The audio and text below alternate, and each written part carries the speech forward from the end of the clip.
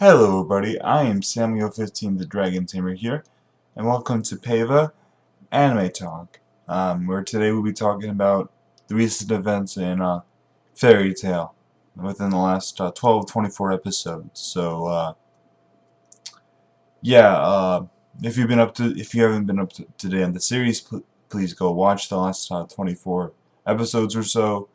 You know, after the where they're absent for the fairy tale was absent for a year, and then they came back during this year. Yeah, where people are calling fairy tale 2014, I guess. So watch those new episodes, especially the last 12 episodes. I'll be talking mostly about those. And another thing is, all you'll be seeing is this picture, which is not mine, and you'll be hearing my voice, which is mine. Just want to make that clear, because I actually got someone going, thinking that I stole this picture that I was using for my videos once, were claiming that it was mine, and it was in fact wasn't. I actually got into a huge debate and almost got a warning from YouTube, but I managed to avoid that. Anywho, so if you're not into rambling or mumbling all that stuff, then please leave, because all you'll be hearing is this picture and my voice. If you're not into that, please leave. Like I said, without further ado, let's get right into it. One of the things I kind of want to talk about is the whole entire arc that's going on so far. There's the Grand Magic Games, and there's of course the part where they get into the final battle, or like the final challenge, and the final challenge is really good. You know, that was primarily the focus the first 12 episodes or so, and it was really good. My only real issue is that there's kind of like a side focus trying to rescue Lucy and whatnot, and I wasn't really too fond of it, you know, because it really did not have any impact of the story whatsoever. It really did not. It was just kind of sort of there, you know. I think the reason why it was there is to give like Lucy something really to do, or like give a few other characters some shine time, since he wasn't able to show up. Or most importantly, I think they gave forgot her name, Juvia, Natsu's spot instead, because Natsu's supposed to compete, but then Natsu decided to play hero, as he normally does, and Juvia took his spot. My issue with this is that nothing really was done, you know. I mean, there was really no point. There was no anything that really benefited from this whole entire thing. You think at the end the result would be great. Juvia got closer from this, but no, not really. And Lucy and Natsu didn't really get any much closer either. A little bit. People say, well, Natsu met future Lucy. And, well, that could have been done a different way, and didn't really have to be that way. You know, I just felt like that whole entire thing was more or less kind of pointless, and there really was no point into it.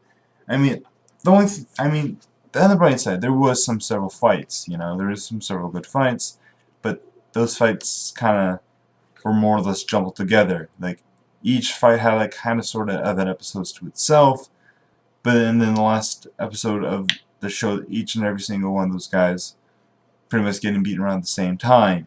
And I didn't feel like the fights didn't have enough time to actually culminate and get really good. Now, you know, they were good fights, but I didn't feel like they had enough time to really shine. And the characters just seemed they were facing against this king kind of cool, but they're just kind of beaten kind of easily, you know. I kind of wanted to see more of the fight. I feel like the fight would have been better if it was expanded upon, but all of a sudden the heroes just suddenly got up with enough strength at the end of it and just kind of won, as kind of sort of happens in Fairy Tail.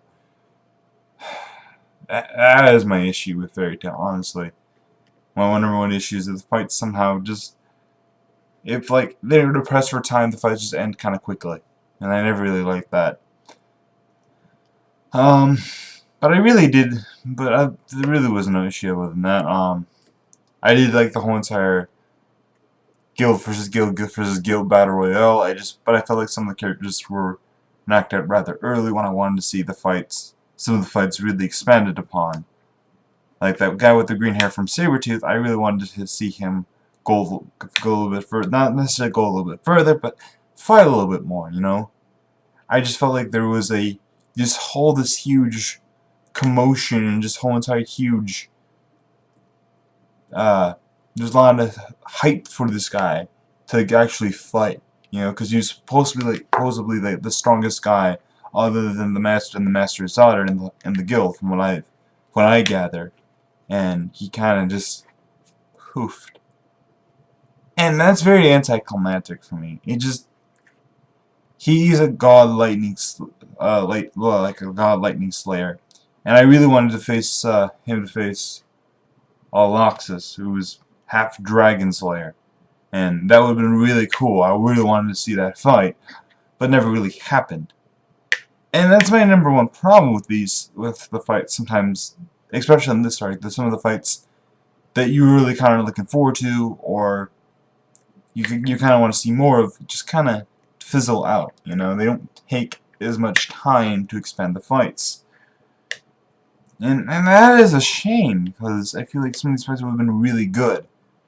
But, you know, oh well, I feel like the fights before the whole entire fairy tale had been absent for a year thingamajiggy happened, that these fights would be better, but those fights were before these 24 episodes, you know, are better. I'm kind of irritated, honestly. And it's just irritated that aspect right now.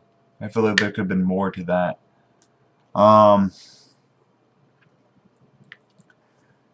Yeah, just like I said, a lot of the fights I feel like end really fairly quickly, or just never really happened. And I really want to see the triple threat match between Erza, what's her face, Kaguya, and Minerva. I want to see the triple threat match between that, but that really didn't happen either. It was sort of one-on-one winner versus Minerva, and that whole entire thing just seems a little. It was too quick for me. Some of these fights only last like episode or an episode and a half, when they should actually last 2 or 3 episodes, in my opinion. These aren't like One Piece fights, and One Piece pretty much has the best fights in the whole entire anime world. And some people say those fights take forever sometimes, and admittedly sometimes they feel a little dragged on, but those are usually the more fights with multiple characters involved. One Piece with one-on-one fights don't really last too long and are very, very good, especially in the CP9 arc, which is currently being being aired on Toonami, and I'm going to be watching that soon. And that arc is probably the best arc of One Piece, and it really shows off some really good fights. You know, if you love anime fights, then definitely watch that anime. Well, not necessarily that anime, just that arc. And there's several other one-on-one fights up to that point that are really good too. But I feel like that's what people kind of watch the arc for, the one-on-one fights. You know, especially the one-on-one fights of Luffy, Zoro, and Sanji facing. But anyway, this is not One Piece. I feel like I said, I feel like some of these fights did not really last as long as they should have. You know, it's kind of a downer. You know, there's this whole entire thing for like hype from Kakuya and Minerva, but I just feel like they didn't live up to the hype. You know, like there was all this hype before, with like 25 episodes before these 24 episodes, and then like they just kind of fall flat. You know, I feel like, from what I heard, I believe Fairy Tail is owned by a different company instead now, and I feel like they're not really doing as much with that. I feel like there should be longer fights, and they're not really giving me that. And that's sad, you know. The story is coming along pretty great, I will have to say that, but sometimes I feel like there's extra bits and pieces that really don't need to be there. But that's just my personal opinion on that matter. And this is just me talking about the first 12 episodes. And I said I really wouldn't be talking too much about those. And the last 12 episodes, like episode 13 through 24 of Fairy Tail 2014. But instead I'm just talking about it all. Just fight scenes. I'm kind of rambling here. Oh well. You guys know I was gonna ramble before clicking this video anyway. If you're subscribed to me. Feel like something. Yeah, that's my point. The fight scenes were just kind of short to me. Now with the dragons coming out of the portal thingy, I like the fights from that too. I really did. I kind of did. Actually, not that much, honestly. Now that I think about it, I just feel that I was underwhelmed. I really was. I was totally underwhelmed. I was like really looking forward to these dragons versus dragon slayers and all the school missions. Like, oh, I'm so excited! 7 on 7, woo! And I was very much disappointed what happened. Dragon slayers more or less got destroyed. There is just no way around it. And it was just underwhelming. You were just really underwhelming, that whole entire thing, you know? Especially with that 1 minute reversal thing that one chick did. I'm barely bad at names. And she did that whole entire thing, and wow.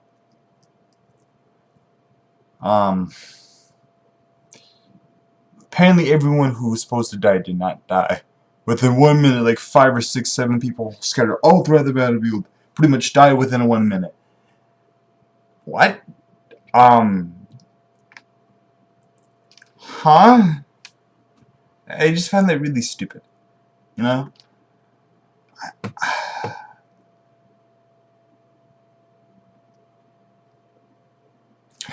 I just find that, like, I feel like Fairy Tail is a little too happy joy for me. I feel like Fairy Tail is just... There's been no casualties in Fairy Tail thus far. And even though I feel like there should have been, and no one really dies in Fairy Tail, except for like that one guy who died, like in Erza's arc. You know that guy. That was like, he was like the prime. He's like Kagaya's older brother apparently, Kaguya.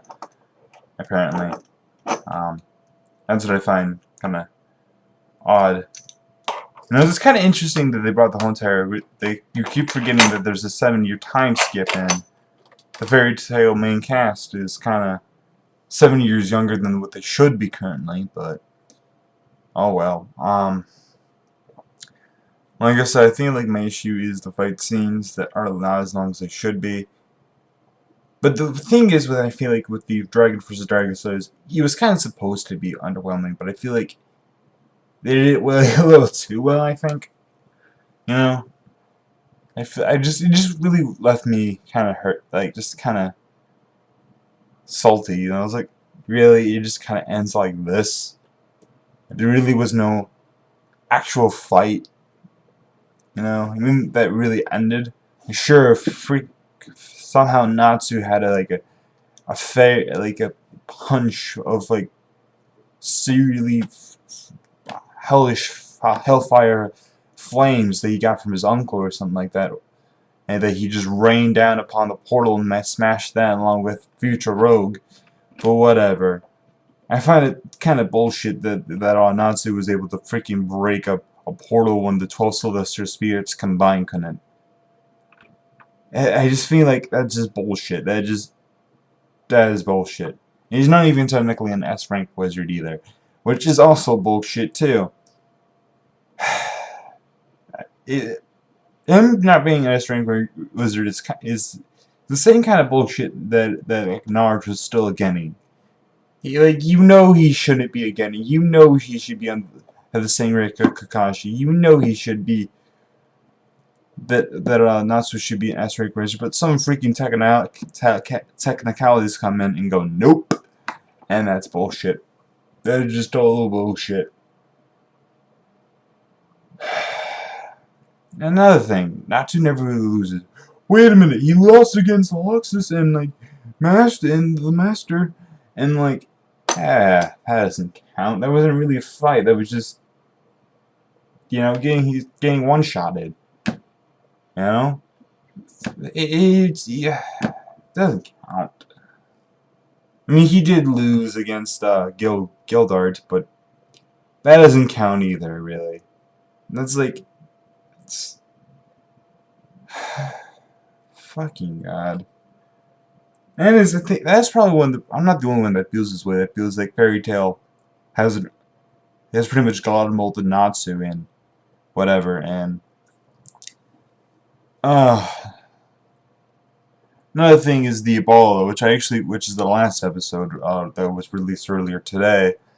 And I recommend you go watch that right now before and pause this video, go watch that video real quick, and come back here.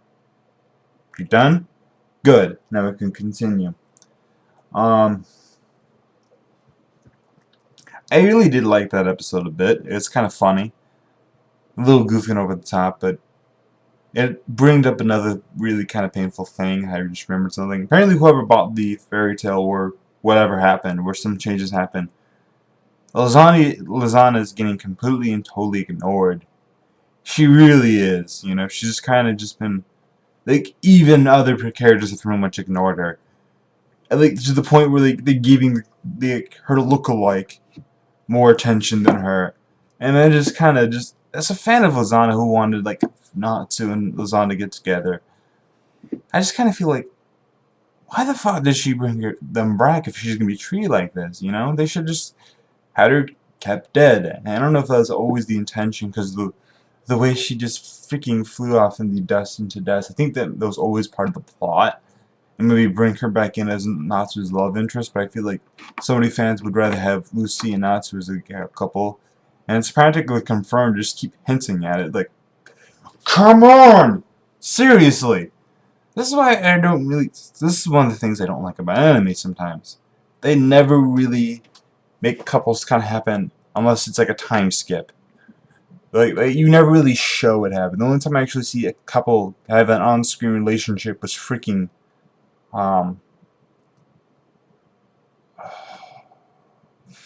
yeah, Clan Ed. And it's the only really one that you actually see a relationship more or less develop. And even then, it's kind of, the relationship was kind of weird. But oh well. I just feel like Japan does not know how to show a relationship grow, that's what I feel like. Or at least a relationship that grows and appeases to our American standards and our Western standards. Because we're like, come on, kiss, hold hands, dance together. I don't know, do something. Tell her you love her. And apparently they don't do that in Japan. And I was talking to a guy who's actually from Japan, and but my problems about anime, he seemed completely surprised because he lives in Japan. He lived in Japan for a long time. He's like, really? I'm like, yeah. Wow, we had no idea. It was like, but I'm perfectly fine with it. Well, you are, but all of us here in the West have an issue with that. We want an actual relationship that is completely clear. No ifs, ands, or buts. It's completely clear. They're together. They outright say they're boyfriend, girlfriend. Done. And the guy's like, we don't do that in Japan. It's like, why not? Something about honor and all that bullshit like that. That's totally outdated. Whatever. Whatever the reasons, I feel like they should just confirm half the goddamn couples that they're pretty much shipping anyway. Seriously, Lovely and Gajil is pretty much confirmed, but they really haven't, The only relationship that actually happened was like those two gunslingers that had that like really cute little girl, and I'm like, well, they did a relationship. See, that doesn't count. They were together for the relationship happened over 7 years. Seriously, Of course, they've been married for a few years and have a kid, but still, I feel like I want to see an on-screen relationship develop. That's what I really want to see, That's... I feel bad for Lozana, like I said. Also, I want to say a few things about the last episode. How the Fiok did, like... There's this, like, whole 3 cats have her boobs. someone in the comments below, I was watching this on like some other website, was like, she used re-equip. I don't know. I was like, that's maybe she could. I don't know.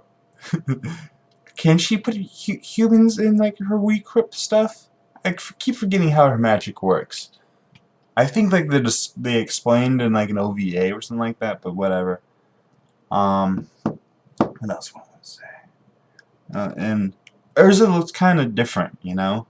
She looked very feminine, I guess. You know, we were used to Urza the badass, Urza the tough, and sometimes we forget that she can be a bit of a girly girl, and it's kind of weird, you know. That episode was kind of silly, I feel like, and I did like it though. The one thing I do is kind of just rolled my eyes at was the whole entire the princess. All she really got was a slap on the hand. It's like, oh really? She just gets a slap on the hand. In real life, she would have gotten much worse. You know.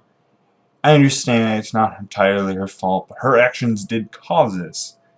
And I do feel like she should be held somewhat responsible for this. You know, if you want to really give her light punishment or something like that, I feel like maybe you should, I don't know, send her off on a quest for like 2 or 3 years. Or have her work as a barmaid. I don't know. Have her work as a wizard for a few years. Or have her work being as a barmaid in a wizard's guild. How about that? I don't know. The wizard guilds of her choice. Make it easier. Though it's pretty obvious she was Fairy Tail, because Fairy Tail's always a goddamn answer. What the hell? Sometimes I feel like Fairy Tail is just too happy for me, you know? It's too upbeat at times, you know? There's no really dark... It doesn't have, like, anything dark in there, you know? It's, like, kind of like One Piece, but, you know? Luffy actually loses every once in a while, you know? He eventually wins and gets a little bit more OP, but whatever.